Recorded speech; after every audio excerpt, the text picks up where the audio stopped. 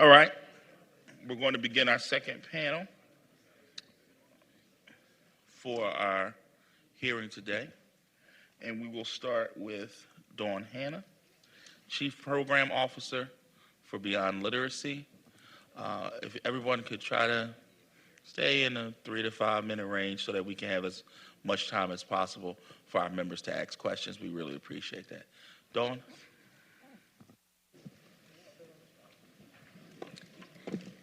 Good afternoon, and thank you for the opportunity to testify today.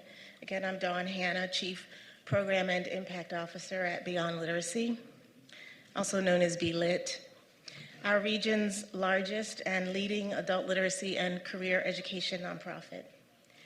I'm also a native Philadelphian, the younger of two sisters born and raised near an economically depressed section of the city known as the Black Bottom. My mom's wedding was a hasty one when she and my dad were teens. My dad was a Marine and a Vietnam vet, a so-called tunnel rat and decorated war hero, and also a high school dropout. He and my mom separated before I was even born, when my mom was barely 20. And I barely knew him growing up. So according to most predictions, it's more likely that I would be here testifying as a GED student at BeLit's than speaking as its Chief Program and Impact Officer.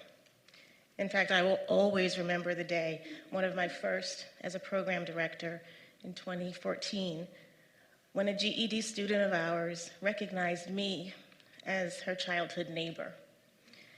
She also remembered that my mother and great-grandmother who raised me had sent my sister and me to Catholic school when we were growing up in the 70s, and then bused us into Montgomery County, a stone's throw from City Line Avenue, for high school in the 80s. It was my mother and great-grandmother's commitment to those two choices that gave me a glimpse of what education could look like and should look like for all children, but did not and does not.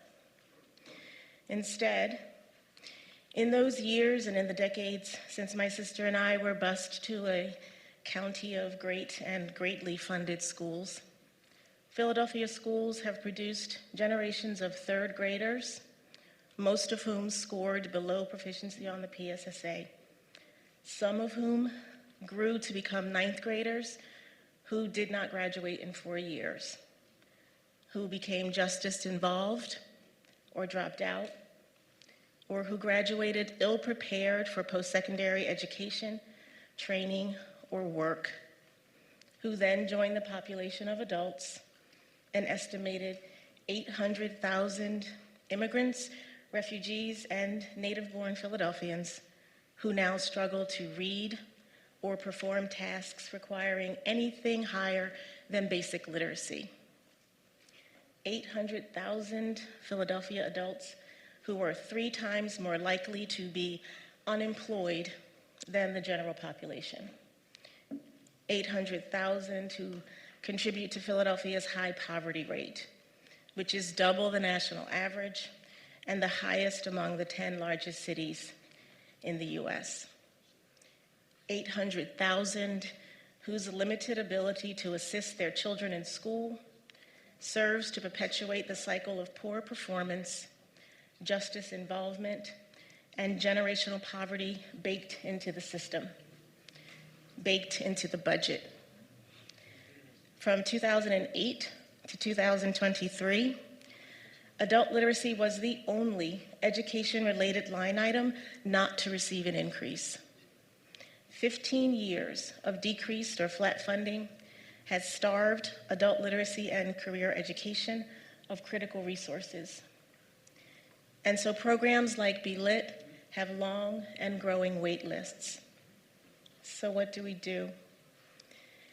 As you take up the responsibility of funding public education here in Philadelphia and throughout the Commonwealth in fair and equitable ways, please commit to an investment in adult literacy and career education, knowing that it is an investment in the health, safety, welfare, and wealth of all Pennsylvanians. an investment in changes that matter. Changes like the increase of over $12,000 per year that GED graduates earn once they get their diploma. Changes like justice-impacted individuals who participate in correctional education programs being 43% less likely to recidivate than inmates who do not.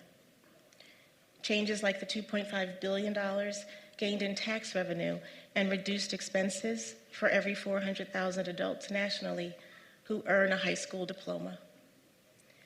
Changes that bring us closer to realizing BeLit's vision: adults empowered beyond literacy, children, youth, and families inspired, our communities thriving, our city transformed. Thank you. Thank you so much. Donna Cooper.